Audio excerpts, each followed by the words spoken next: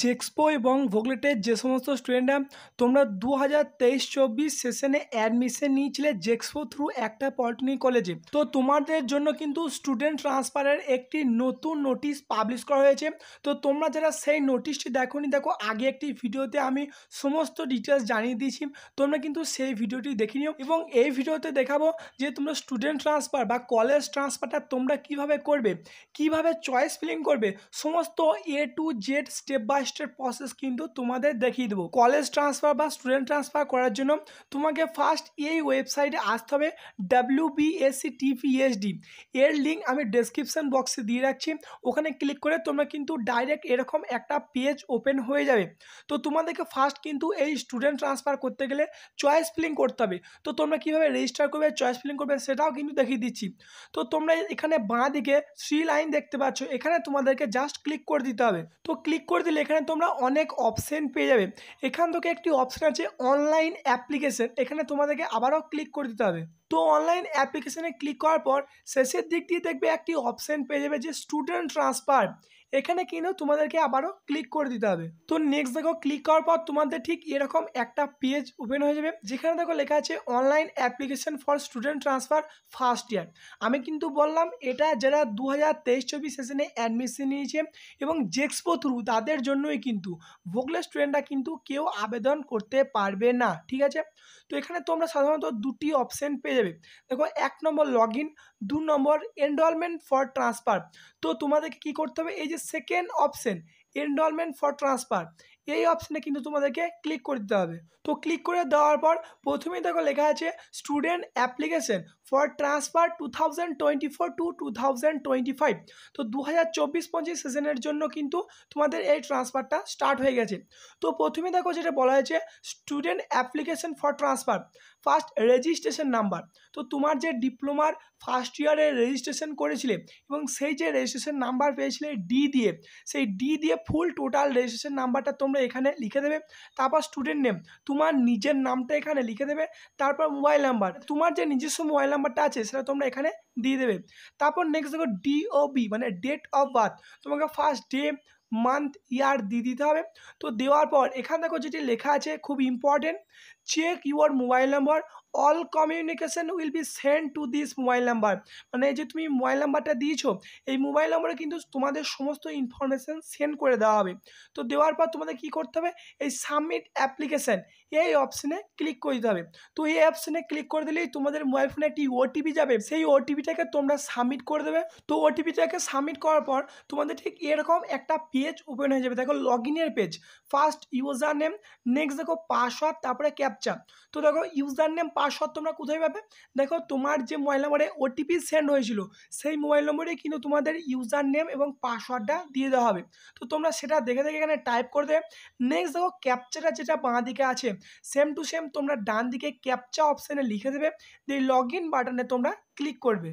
তো ক্লিক করার পর তোমাদের সামনে ঠিক এরকম একটা ড্যাশবোর্ড ওপেন হয়ে যাবে, যেখানে দেখো তোমাদের এই ড্যাশবোর্ডে দুটি অপশান থাকবে, 1 নম্বর দেখো প্রোফাইল এবং 2 নম্বর দেখো ট্রান্সফার। তো তোমাদেরকে কিন্তু এই যে সেকেন্ড অপশান আছে ট্রান্সফার, এই অপশানে তোমাদেরকে ক্লিক করে দিতে হবে। তো ট্রান্সফার অপশানে ক্লিক করলে তোমরা আবারও দুটি অপশান পেয়ে যাবে, 1 নম্বর দেখো আপডেট প্রোফাইল এবং 2 নম্বর আছে দেখো চয়েস ফিলিং। তো 1 নম্বর যে অপশান আছে আপডেট প্রোফাইল, এই অপশানে ক্লিক করবে। তো ক্লিক করলে তোমাদের যে স্টুডেন্টের প্রোফাইল আছে সেই প্রোফাইল কিন্তু ওপেন হয়ে যাবে এবং এখানে কিন্তু তোমাদেরকে কিছু ইনফরমেশন দিতে হবে। তো 1 নম্বর অপশান আছে দেখো TFW মানে টিউশন ফি ওয়েভার, এটা তোমাদের কি ছিল ইয়েস অর নো, এটা কিন্তু তোমাদেরকে ক্লিক করতে হবে। তোমার যদি জেক্সপো থ্রু তোমরা যারা অ্যাডমিশন নিয়েছিলে, তোমরা যারা TFW থ্রু অ্যাডমিশন নিয়েছিলে তোমরা ইয়েস করবে, আর না হলে নো, ঠিক আছে। এবং তোমরা যারা ইয়েস করবে তোমাদেরকে কিন্তু এখানে TFW যে ডকুমেন্ট ছিল অরিজিনাল সেটা কিন্তু আপলোড করতে হবে, এবং তোমরা যারা নো করবে তোমাদের কিন্তু আপলোড করার আর দরকার নেই।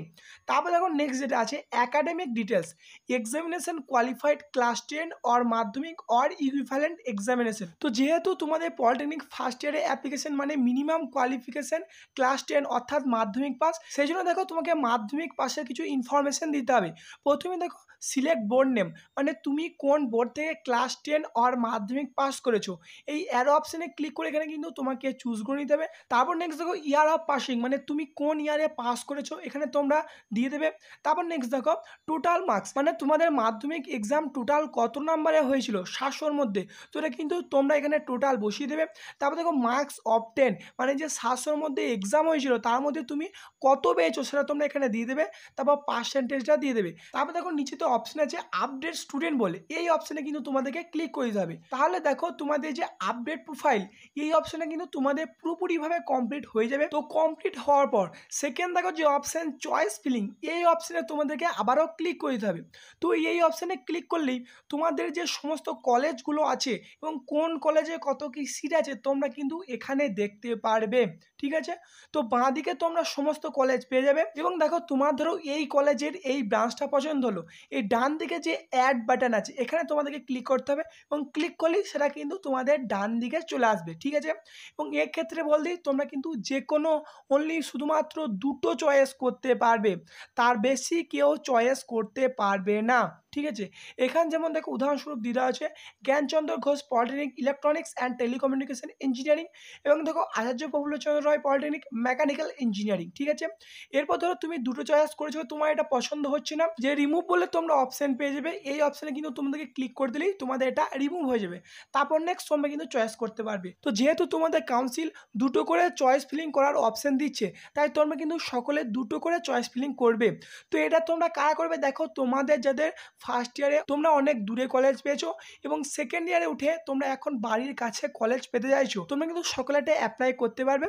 এবং গভর্নমেন্ট বা গভর্নমেন্ট স্পন্সার্ড কলেজে কিন্তু তোমাদেরকে পড়ে থাকতে হবে। তো তোমরা যারা প্রাইভেট কলেজে পড়ছো তোমরা কিন্তু কেউ অ্যাপ্লাই করতে পারবে না, ঠিক আছে। এবং দেখো কোন কলেজে কেমন কি সিট আছে তোমরা কিন্তু এখান থেকে দেখে বুঝে যাবে, এবং কোনটা গভর্নমেন্ট বা কোনটা গভর্নমেন্ট স্পন্সার্ড এখানে তোমাদের সমস্ত লেখা থাকবে। তো সমস্ত ডিটেলস কিন্তু তোমরা এখানে দেখে নেবে। তারপর দেখো একবারে নিচেতে তোমরা দুটো অপশান পেয়ে যাবে, একটা দেখো সেভ এবং আরেকটা ফাইনাল সাবমিট। তো তোমরা ফার্স্ট এটা কিন্তু সেভ করে রেখে দেবে, যেই দেখবে তোমাদের যেদিন লাস্ট ডেট আছে তার আগের দিন কি তার দুদিন আগে তোমরা কিন্তু এটা ফাইনাল সাবমিট করবে। চট করে তোমরা কিন্তু ফাইনাল সাবমিট করে দেবে না। একবার যদি তোমরা এটা ফাইনাল সাবমিট করে দাও তোমরা কিন্তু আর এই চয়েস আর এডিট করতে পারবে না, তাই এটার জন্য কিন্তু বি কেয়ারফুল। তোমরা এটা ভালোভাবে দেখে নিও এবং সমস্ত কিছু দেখার পর যেটা তোমার পছন্দ হবে তুমি কিন্তু সেই কলেজে চয়েস ফিল আপ করবে, দেন তোমরা কিন্তু সেভ করে রাখবে এবং সেভ করার পর তোমরা লাস্টে কিন্তু ফাইনাল সাবমিট করে দেবে। এরপর নেক্সট দেখো তোমাদের অনেকের কোশ্চেন হতে পারে যে স্টুডেন্ট ট্রান্সফার বা কলেজ ট্রান্সফার এই যে অ্যাপ্লিকেশন বা চয়েস ফিলিং এর লাস্ট ডেট কবে। দেখো এখনও পর্যন্ত তোমাদের যে নোটিশ দেওয়া আছে এই যে স্টুডেন্ট ট্রান্সফার, এই ট্রান্সফার কিন্তু তোমরা করতে পারবে 11ই জুলাই পর্যন্ত। তো এইভাবে কিন্তু তোমরা স্টুডেন্ট ট্রান্সফারের ফুল অ্যাপ্লাইটা করতে হবে, এইভাবে কলেজগুলো চুজ করতে পারবে। এই ভিডিওটি এতটুকুই, ধন্যবাদ।